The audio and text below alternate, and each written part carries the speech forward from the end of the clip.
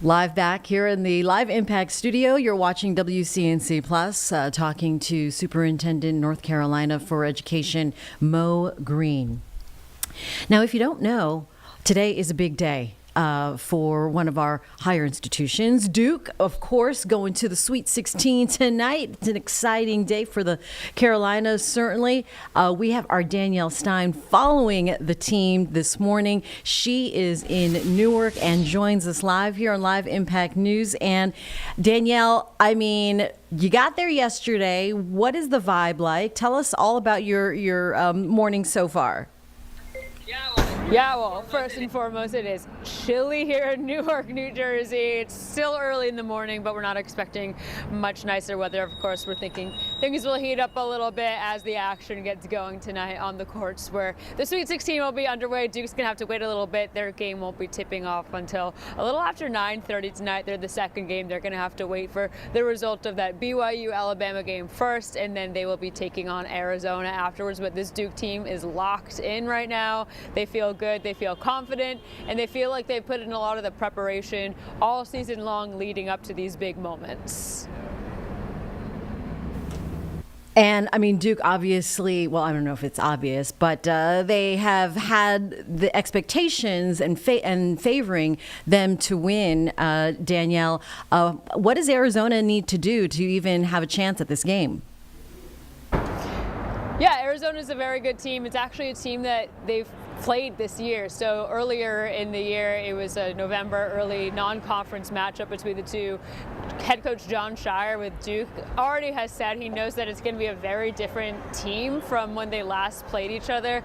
And someone that is very circled on Duke's mind as they're going to play Arizona tonight is Caleb Love. If you remember that name, it is because he played 3 seasons with UNC, of course, the rivals of Duke. So he's someone who has a lot of vengeance out for his former rival.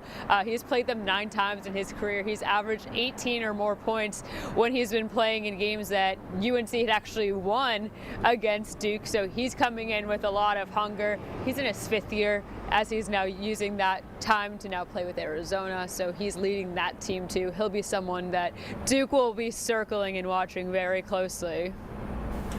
That experience is really going to help in maybe being able to pick some of the nuances from Duke. So you would say they're still favored to win and take the whole thing? It's hard to avoid saying something like that when, of course, you have someone like Cooper Flagg on your team. Cooper has been exceptional his entire freshman year, and the whole basketball world has really been just circled by Cooper this whole year. We've seen so many things throughout social media. Of course, NIL has made him just explode in college basketball, all these brand deals and advertisement, but he is such a complete player. He was actually just earlier this week named the National Player of the Year, just the 4th freshman in the awards history to be given that. So he's joining a list of pretty elite names: Kevin Durant, Anthony Davis, and fellow Blue Devil Zion Williamson to be given that award. So Cooper has led this Blue Devils team in every statistic this year, in points, assists, rebounds, steals, blocks, you name it. Cooper has been doing it. So whenever he's out there and playing at his best, you can always expect that Duke will do pretty well.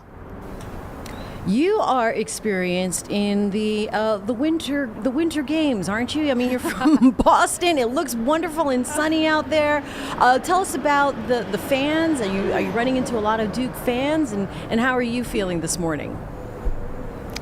I will say I think maybe moving to Charlotte has made me lose some of my toughness when it comes to cold weather, because it's a bit of a shock. Maybe it's still because it's early in the morning here, but it's still quiet around this part of Newark. We haven't seen too many fans just yet, but we've seen a lot of people getting excited, of course, throughout the week, as we know that there will be some people coming down to travel. Cooper Flagg is from Maine, actually, and he was talking about, well, of course, New Jersey isn't that close to Maine, but it's a lot closer than Duke is. So he said he has a large contingency coming to this game that we can expect to be following him, and also just the Blue Devils in general.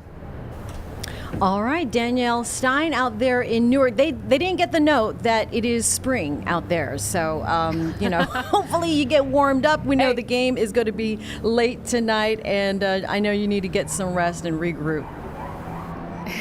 Yes, Saturday is supposed to be like 70s here, so if Duke is able to win tonight, they will be playing Saturday in the Elite Eight. So hopefully we can stick around to see some nicer weather here in New Jersey.